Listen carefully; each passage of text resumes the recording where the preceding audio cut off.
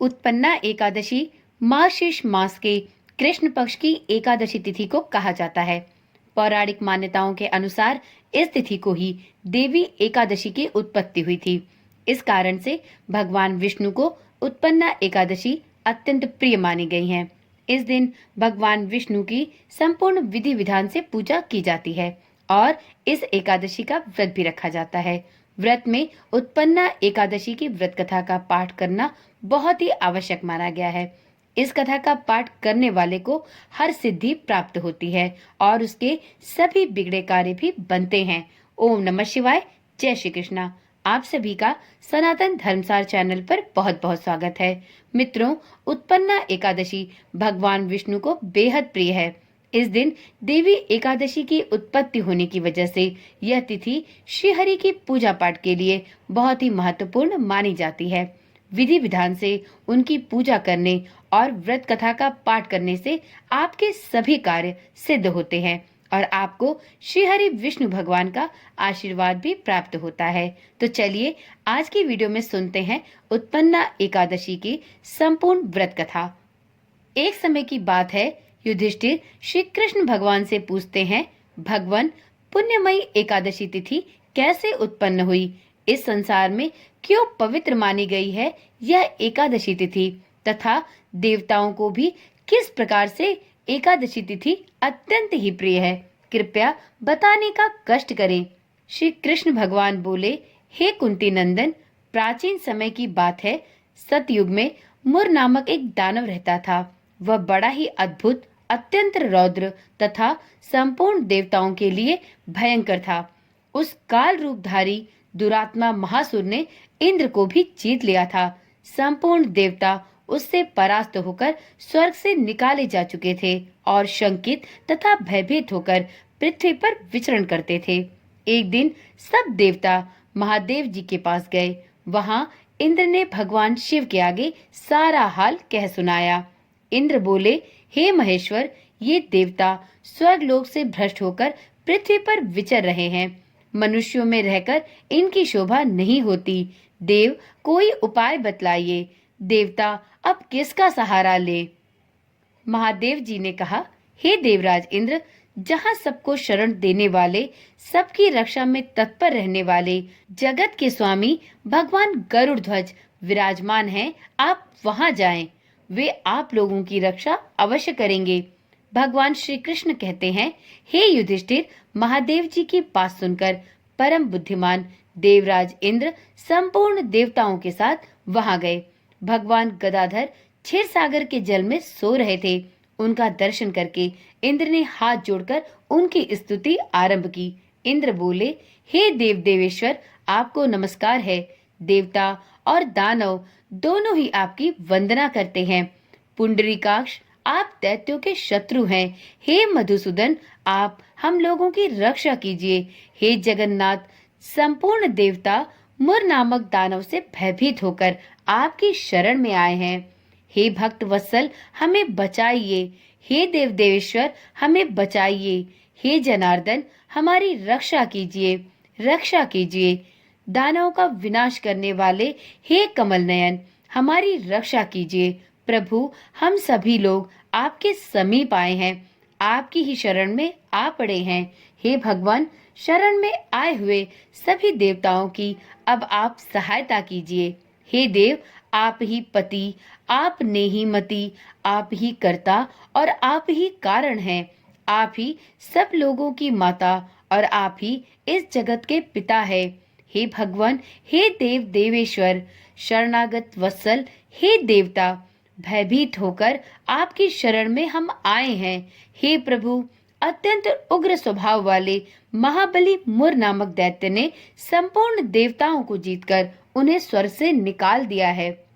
इंद्र की बात सुनकर भगवान विष्णु बोले, हे देवराज इंद्र, वह दानव कैसा है? उसका रूप और बल कैसा है तथा उस दुष्ट के रहने का स्थान कहाँ है? इंद्र बोले, हे देवेश्वर, पूर्व काल में ब्रह्मा जी के वंश में तालजंघ नामक एक महान असुर उत्पन्न हुआ था, जो अत्यंत ही भयंकर था। उसका पुत्र मुर दानव के नाम से विख्यात हुआ। वह भी अत्यंत उत्कृष्ट महापराक्रमी और देवताओं के लिए घनघोर भयानक है। चंद्रावती नाम से प्रसिद्ध उसकी एक नगरी है। उसी में स्थान बनाकर वह निवास करता है। उस दैत्य ने समस्त देवताओं को परास्त करके स्वर्गलोक से बाहर निकाल दिया है। उसने एक दूसरे ही इंद्र को स्वर्ग के सिंहासन पर बैठा रखा है। अग्नि, चंद्रमा, सूर्य, वायु तथा वरुण भी उसने दूसरे ही बनाए हैं। हे जनार्दन, मैं सभी बात आपको बतला रहा हूँ। उसने सब कोई दूसरे ही कर लिए हैं। देवताओं को तो उसने प्रत्येक स्थान से वंचित ही कर दिया है। इंद्र का कथन सुनकर भगवान जनार्दन को बड़ा क्रोध आया। वे देवताओं को साथ लेकर चंद्रावतीपुरी में गए। देवताओं ने देखा दैत्यराज मुर बारंबार गर्जना कर रहा था। उससे परास्त होकर संपूर्ण देवता दसों दिशाओं में भाग गए। अब वह दानव भगवान विष्णु को देखकर बोला, खड़ा रह, खड़ा रह। उसकी ललकार सुनकर भगवान विष्णु के नेत्र क्रोध से लाल हो गए। वह बोले, अरे दुराचारी दानव, मेरी इन भुजाओं को तो देख। यह कहकर श्री विष्णु भगवान ने अपने दिव्य बाणों से सामने आए हुए सभी दुष्ट दानवों को मारना प्रारंभ किया। दानव भय से विहल हो उठे। हे पांडुनंदन, तत्पश्चात श्री विष्णु ने दैत्य सेना पर अपने चक्र का प्रहार किया। उससे छिन्न भिन्न होकर सैकड़ों योद्धा मौत के मुख में चले गए।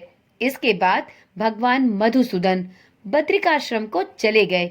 वहां सिंहावती नामक की एक गुफा थी जो 12 योजन लंबी थी। हे पांडुनंदन, उस गुफा में एक ही दरवाजा था। भगवान विष्णु उसी में सो रहे थे। दानव मुर भगवान को मार डालने के उद्योग में लगा हुआ था। वह उनके पीछे लगा रहा। वहां पहुंचकर उसने भी उसी गुहा में प्रवेश किया। वहां भगवान को सोते देख उसे बड़ा हर्ष हुआ। उसने सोचा, यह दानवों को भय देने वाला देवता है, अतः निसंदेह मैं इसे मार डालूंगा।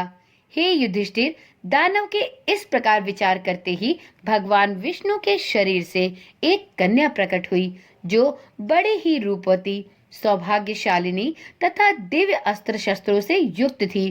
वह भगवान के तेज के अंश से उत्पन्न हुई थी। उसका बल और पराक्रम महान था। हे युधिष्ठिर, दानवराज मुर ने उस कन्या को देखा। कन्या ने युद्ध का विचार करके दानव के साथ युद्ध के लिए याचना की। युद्ध छिड़ गया। कन्या सब प्रकार की युद्ध कला में निपुण थी। वह मुर नामक महान असुर उसके हुंकार मात्र से राख का ढेर हो गया। दानव के मारे जाने पर भगवान विष्णु जाग उठे। उन्होंने दानव को धरती पर पड़ा देखा। पूछा, मेरा यह शत्रु अत्यंत उग्र और भयंकर था, किसने इसका वध किया है? तब कन्या बोली, हे स्वामी, आपके ही प्रसाद से मैंने इस महादैत्य का वध किया है। श्री भगवान ने कहा, कल्याणी, तुम्हारे इस कर्म से तीनों लोकोक्त मुनि और देवता आनंदित हुए हैं। अतः तुम्हारे मन में जैसी रुचि हो उसके अनुसार मुझसे कोई वर मांगो। देव दुर्लभ होने पर भी वह वर मैं तुम्हें अवश्य दूंगा, इसमें तनिक भी संदेह नहीं है। वह कन्या साक्षात एकादशी ही थी। उसने कहा, हे प्रभु, यदि आप प्रसन्न हैं तो मैं आपकी कृपा से सब तीर्थों में प्रधान, समस्त विप्रों का नाश करने वाली तथा सभी प्रकार की सिद्धि देने वाली हूँ। हे जनार्दन, जो लोग आप में भक्ति रखते हुए मेरे दिन को उपवास करेंगे, उन्हें सब प्रकार की सिद्धियां प्राप्त हो। हे माधव, जो लोग उपवास, नक्त अथवा एक भुक्त करके मेरे व्रत का पालन करें, उन्हें आप धन, धर्म और मोक्ष प्रदान करिए। श्री विष्णु बोले, हे कल्याणी, तुम जो कुछ कहती हो वह सब पूर्ण होगा। भगवान श्री कृष्ण कहते हैं, हे युधिष्ठिर, ऐसा वर पाकर महाव्रता एकादशी बहुत प्रसन्न हुई। दोनों पक्षों की एकादशी समान रूप से कल्याण करने वाली हैं। इसमें शुक्ल और कृष्ण का भेद नहीं करना चाहिए। यदि उदय काल में थोड़ी सी एकादशी, मध्य में पूरी द्वादशी और अंत में किंचित त्रयोदशी हो तो वह त्रिस्पर्शा एकादशी कहलाती है। वह भगवान को बहुत ही प्रिय है। यदि एक त्रिस्पर्शा एकादशी को उपवास कर लिया जाए तो एक सहस्त्र एकादशी व्रतों का फल प्राप्त होता है तथा इसी प्रकार द्वादशी में पारण करने पर सहस्त्र गुना फल माना गया है। अष्टमी, एकादशी, षष्ठी, तृतीया और चतुर्थी ये यदि पूर्व तिथि से विद्ध हो तो उनमें व्रत नहीं करना चाहिए। परिवर्तनी तिथि से युक्त होने पर भी इनमें उपवास का विधान है। पहले दिन में और रात में भी एकादशी हो तथा दूसरे दिन केवल प्रातः काल एक दंड एकादशी रहे तो पहली तिथि का परित्याग करके दूसरे दिन की द्वादशी युक्त एकादशी को ही उपवास करना चाहिए। यह विधि मैंने दोनों पक्षों की एकादशी के लिए बतलाई है। जो मनुष्य एकादशी को उपवास करता है वह वैकुंठ धाम में जहाँ साक्षात भगवान गरुड़ ध्वज विराजमान है वहां जाता है।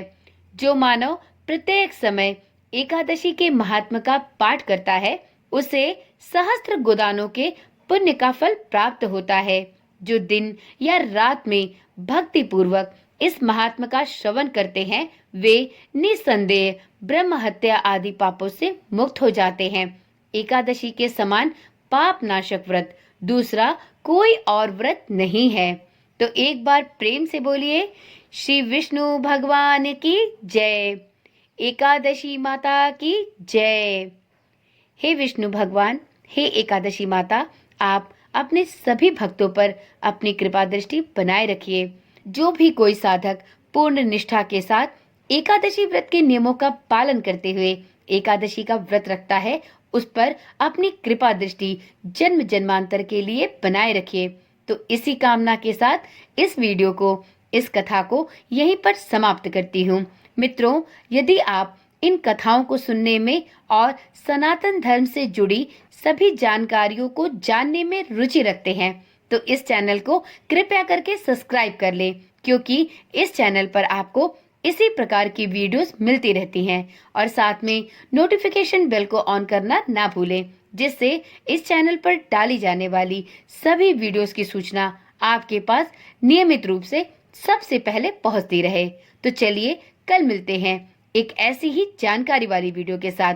तब तक के लिए ओम नमः शिवाय, जय श्री कृष्णा, राधे राधे।